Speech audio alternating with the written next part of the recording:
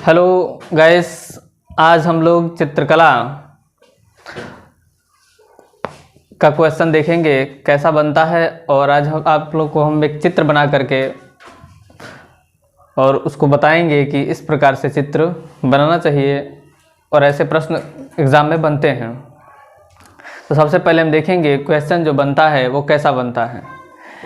Question हमारा बनता है चित्रकला में से, जिसे दो प्रकार के क्वेश्चन बनते हैं। पहला ये बनता है 45 नंबर का, कितने नंबर का, 45 नंबर का, जिसको हम लोग बोलते हैं आलेखन। क्या बोलते हैं? आलेखन। तो देखिए, ध्यान दीजिए, पहला है आलेखन। क्या है? आलेखन। और या कर दीजिए, या प्राकृतिक दृश्य चित्रण। तो आपको यहाँ पे प्राकृतिक दृश्य चित्रण, प्राकृतिक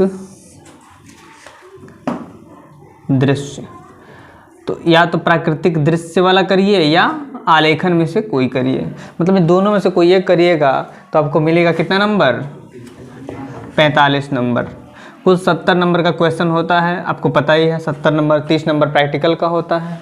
70 नंबर जो है आपको मिलता है इसमें चित्र बनाने पर। तो उसमें जो है 45 नंबर का होता है आलेखन में से या प्राकृतिक दृश्य में से। तो आलेखन के अंतर्गत जैसे कि आपको आ जाएगा फूल पत्ती कोई भी बनाने के लिए विभिन्न विभिन्न आकृतियों में आता है, कोई आयत में, वर्ग में, या क्या नाम है, वृत्त में इत्यादि, शेप, बहुत सारे आकृति में, आकार में आ सकता है बनाने के लिए आलेखन। और प्राकृतिक दृश्य चित्रण, तो ये 45 नंबर का होता है। बचा जो है 25 नंबर, तो 12.5 यानी 12 सही 1/2 और 12 सही 1/2, ये दो क्वेश्चन बनता है स्मृति चित्रण, याद रखिएगा। तो स्मृति चित्रण से दो क्वेश्चन बनता है। स्मृति चित्रण से दो क्वेश्चन बनता है। एक में आता है 12.5 नंबर का और एक में भी आता है 12.5 नंबर का। 12 से 1/2, 12 से 1/2। तो इसमें आता है आपको जैसे दो कोई भी चीज़ आ जाएगा, कोई पक्षियों का अगर आगे से तोता आ गया, कि तोता क्या करिए बना करके, तोता जो 14 सेमी से कम ना हो। कितने सेमी से कम ना हो? 14 सेमी से कम ना हो। तो तोता का जो है कि क्या करिए, बना करके उसको पेंसिल से शेड करिए। क्या करिए? पेंसिल से शेड करिए। या कोई फल आ जाता है, कोई सब्जी आ जाता है, सेब वगैरह आ गया, जैसे कि सेब आ गया, सेब बना करके क्या करिए, पेंसिल से शेड करिए जिसकी आकृति 14 सेमी से कम ना हो। तो इस तरह के क्वेश्चन आपको बनते रहते हैं एग्जाम में। तो स्मृति चित्रण से जो क्वेश्चन बनता है वो जैसे कि कोई पशु हो गया, कोई पक्षी हो गई, ठीक है ना, कोई हो गया, कोई पक्षी, पशु पक्षी इत्यादि। इसके अलावा यहाँ पे आइएगा तो फल आ गया, ठीक है ना, सब्जी हो गया, फल है, सब्जी है, कोई अन्य जैसे कि बुक है, क्या है, बुक है, मेज़ है, कुर्सी है, मतलब स्टेशनरी का सामान कोई आ गया उससे संबंधित। या घरेलू जैसे कि किचन से संबंधित कोई वस्तु आ जाता है, जैसे कि कप प्लेट आ जाता है, या चाकू आ जाता है, ठीक है, कैंची आ जाता है। या आप जनरल यूज़ जो हम लोग करते हैं, जैसे कि छाता आ जाता है, मैक्सिमम पूछा जाता है छाता का चित्रण कीजिए। तो इस तरह के क्वेश्चन आपको परीक्षा में क्या करते हैं, बनते रहते हैं। तो आपको तैयारी विशेष रूप से यही करनी है। उसको मैं बताऊँगा यहाँ पे एक स्ट्रक्चर बना करके, मैं बता दूंगा आपको कैसे कैसे क्वेश्चन बनते हैं। फिलहाल आज हम पहले क्वेश्चन की बात करते हैं, केवल आलेखन की। किसकी? आलेखन की बात करते हैं। दूसरे दिन हम बात करेंगे प्राकृतिक दृश्य की, और पुनः उसके बाद से जो है हम लोग चलेंगे स्मृति चित्रण पर। तो आलेखन को लेकर जो चर्चा चलती है, तो इसमें क्वेश्चन आता है पेंट करने के लिए। क्या करने के लिए? पेंट करने किया जाता है। तो जल रंग का प्रयोग किया जाता है। किसी भी जो है कि 3 जल रंग या 4 जल रंग ऐसे आ जाता है एग्जाम में। मैक्सिमम तो 3 ही आता है अधिक से अधिक एग्जाम में, कि 3 जल रंगों का प्रयोग करिए। और आलेखन में सफाई, स्वच्छता देखा जाता है। रेखा सौष्ठव देखी जाती है कि रेखाएं जो है सही है कि नहीं खींची गई हैं। ओवर राइटिंग से उसमें नहीं, डबल राइटिंग, डबल रेखाएं, एक पे डबल रेखाएं नहीं होनी चाहिए, ये देखा जाता है। जो पेज है वो स्वच्छ साफ सुथरा है कि नहीं बनने के बाद से। नहीं तो पेंट किए इधर उधर पोत दिए तो भी गलत हो जाता है, ठीक है ना। इधर गिरा दिए पेंट, उधर पेंट गिरा दिए तो भी गलत मान लिया जाता है, उस पर नंबर कट जाता है। तो इस तरह से आपको ध्यान देना है प्रमुख रूप से कि हम जो आकृति बना रहे हैं, चित्र बना रहे हैं, उसमें साफ सफाई होना बहुत ज़रूरी है। लाइनिंग सही होना चाहिए उसके, और रंगों का चयन उचित होना चाहिए, रंगों का चयन उचित होना चाहिए कि हम रंग जो चुन रहे हैं वो कैसा रंग चुन रहे हैं। तो आइए हम सबसे पहले आलेखन जो है की रचना करते हैं। देखिए आलेखन में क्वेश्चन बनता है कि किसी भी भारतीय पुष्प का क्या करिए, चित्रण कीजिए। जैसे ऐसे भी क्वेश्चन बन जाता है, जैसे मैं लेता हूँ वृत्त में, कितने वृत्त में, तो व्यास आ जाता है, कितना क्या आता है, व्यास, ध्यान दीजिएगा। आ गया कि 14 सेमी व्यास के वृत्त में, 14 सेमी व्यास के वृत्त में किसी भारतीय पुष्प का आलेखन बनाइए, किसी भारतीय पुष्प का चित्रण कीजिए। 14 सेमी के व्यास के वृत्त में किसी भारतीय, इसको मिटाते हैं, इसको नोट कर लीजिएगा। नोट कर लिए हैं? नोट नहीं करेंगे तो फिर भूल जाएगा बाद में, नोट कर लीजिए इसको। ये कॉन्सेप्ट क्लियर होनी चाहिए कि हमें कितना नंबर किस में से आता है, ठीक है। 14 सेमी व्यास के वृत्त में किसी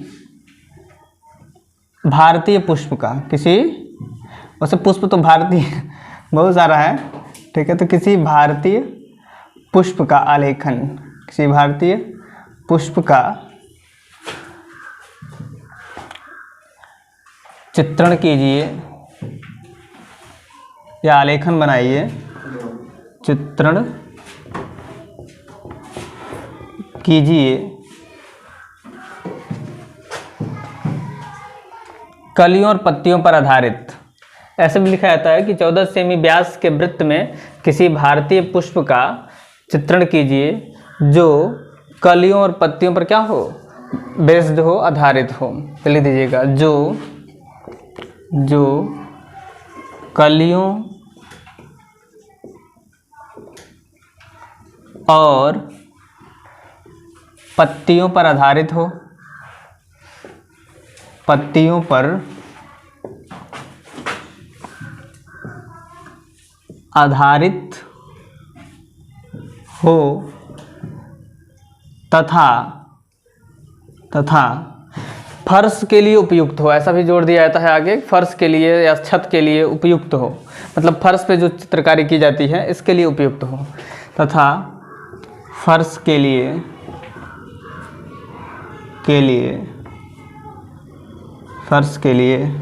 उपयुक्त हो।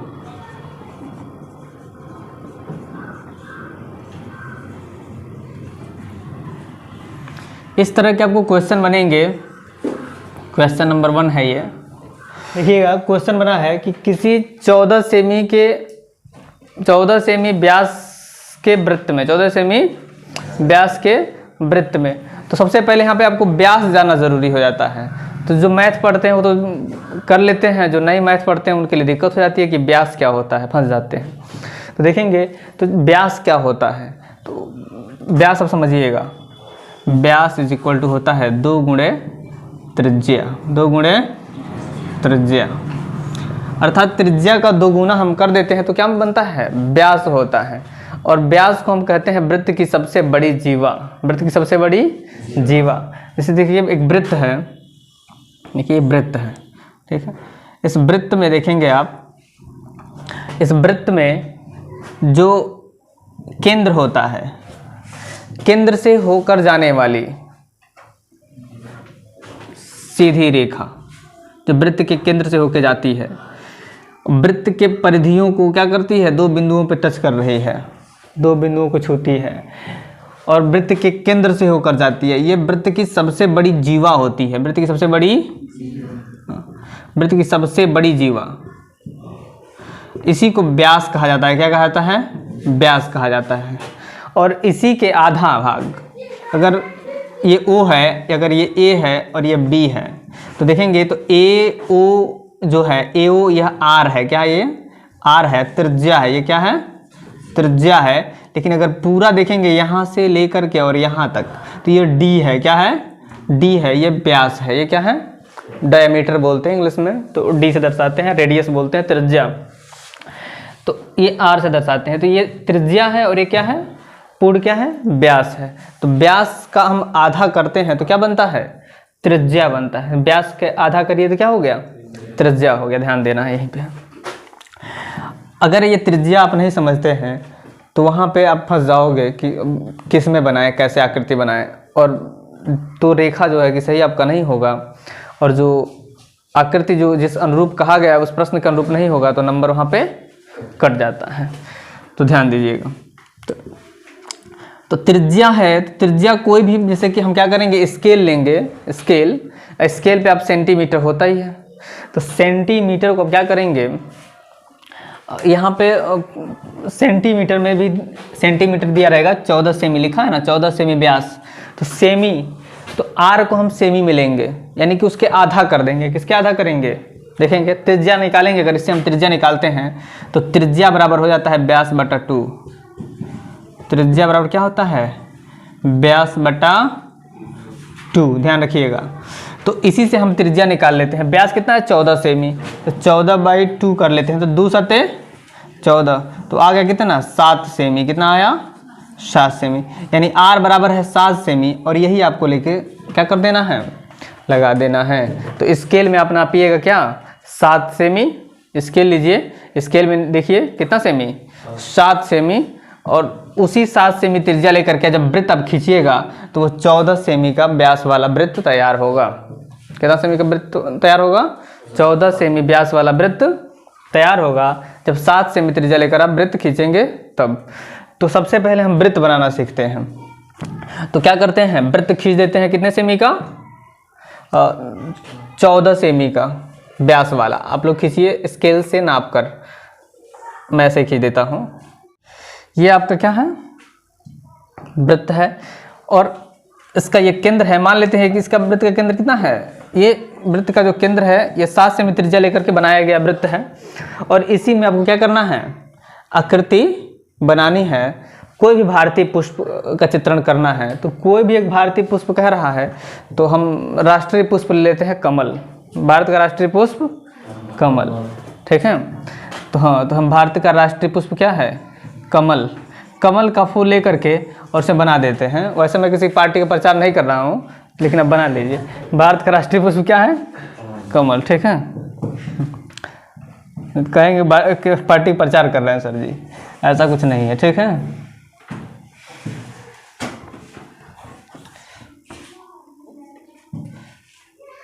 आइए देखिए इधर, तो यहाँ पे चूंकि जगह छोटा है तो छोटा ही आकृति में बनाऊंगा। आप लोग देख के उसको नाप करके सही से आकृति बनाइएगा, पूरा 14 सेमी नाप के। यहाँ पे हमको कमल का पुष्प बनाना है। तो देखिए बनाने का तरीका क्या होता है, पहले आप डॉटेड डॉटेड बनाते हैं, ऐसे डॉट डॉट करिए, ऐसे डॉट करेंगे, ओके, पूरा ऐसे डॉटेड कर लीजिए, करिए। आज बहुत दिन बाद मैं भी कला बना रहा हूँ, ठीक है।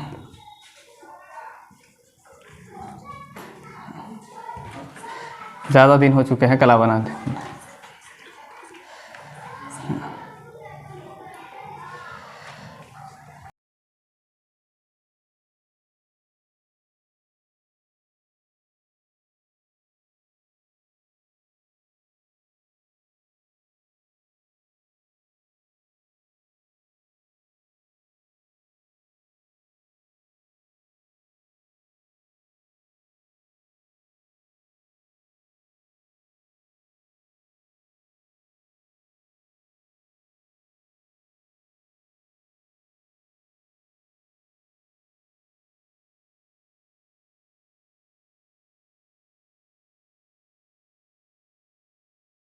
रेड में आप बनाइएगा, बाकी जो है इसको आप ब्लू में कर सकते हैं। जैसे ये है डाली है, इसको आप ब्लू में कर सकते हैं। ये डालियों को ये जो है कि इसको ब्लू में कर सकते हैं, केवल इसको ग्रीन बस इसी को करिएगा, ठीक है।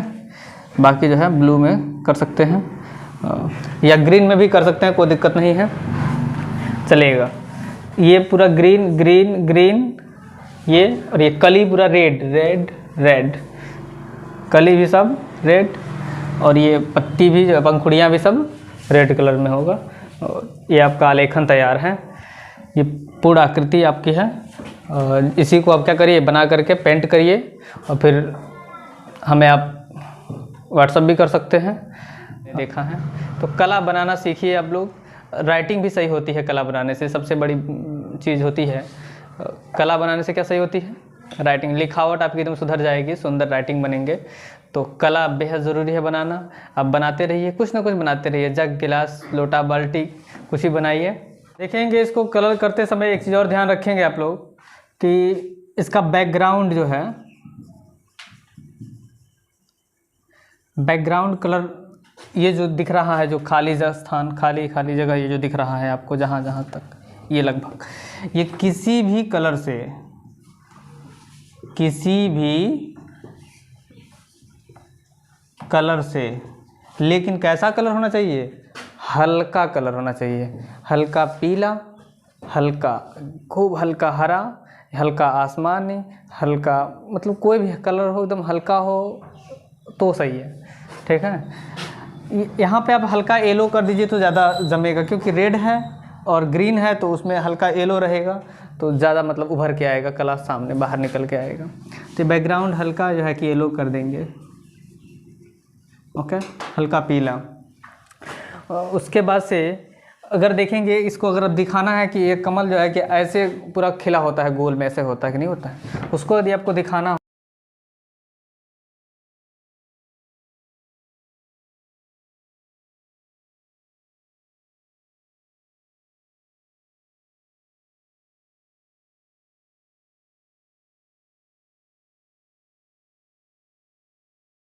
देखिए इसके साथ ही मैं कुछ आप लोगों के लिए स्केच अपना है जो उसको ऐड करूँगा, शायद आपको अच्छा लगे। दैट्स ऑल, थैंक यू, जय हिंद।